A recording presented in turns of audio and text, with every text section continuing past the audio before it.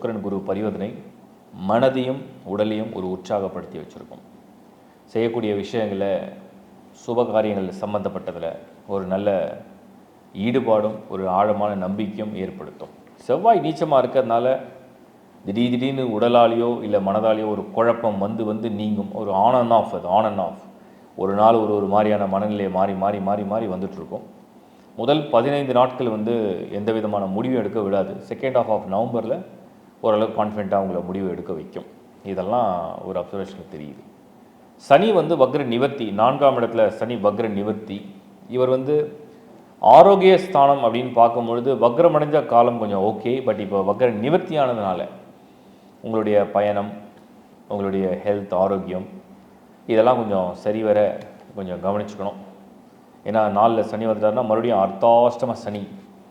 அவர் அப்படியே ஒரு மாதிரி உங்களை ஸ்லோவாக இன்ஃப்ளூயன்ஸ் பண்ண ட்ரை பண்ணுவார். கொஞ்சம் முடிஞ்ச அளவுக்கு உங்களை நீங்கள் பெட்டராக பார்க்க. பட் இந்த மந்த் மற்ற பிளான்ஸ்லாம் கொஞ்சம் ஃபேவரபுளாக இருக்குது. மாணவர்களை பொறுத்த வரைக்கும் அந்த ஆதித்ய யோகம் கை கொடுக்கும். ப்ளஸ் சுபர்களுடைய பார்வை இருக்கிறதுனால உங்களுடைய எண்ணங்களும் உங்களுடைய ஆற்றலும் உங்களுடைய ஃபோக்கஸும் நல்லா இருக்கும் அப்படிங்கிறது என்னுடைய கருத்து. ஓவரால் விருச்சிகம் அப்படின்னு நம்ம எடுத்து பார்த்தோம்னா ராகு 5ஆம் இடத்துல. அது ஒரு சிலருக்கு வயிறு சம்மந்தப்பட்ட சின்ன சின்ன உபாதைகள் ஆரோக்கியத்திலும், ஒரு சிலருக்கு நரம்பு அல்லது ஸ்கின் ரிலேட்டாக சின்ன சின்ன உபாதைகள் ஆரோக்கியத்தையும் கொடுக்கறதுக்கு வாய்ப்புகள் உண்டு. 11ஆம் இடத்துல உள்ள கேது குருவுடைய பார்வை இருக்கிறதுனால அது உங்களுக்கு அட்வான்டேஜாக தான் இருக்கும்.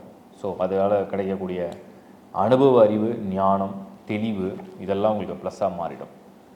விருச்சிகத்தில் பிறக்கக்கூடியவர்கள், விருச்சிகத்தில் பிறந்திருக்கக்கூடியவர்கள் இந்த மாதம் நவம்பர் 2024 ஓரளவுக்கு சுபர்களுடைய ஆதிக்கம் உங்களை நெருங்கி இருக்கிறதுனால, சுபகிரகங்களுடைய பார்வை உங்கள் மேலே விழுறதுனால நல்ல எண்ணமும் நல்ல முயற்சியும் ஒரு அதிர்ஷ்ட வாய்ப்பும் உங்களுக்கு சேரும்.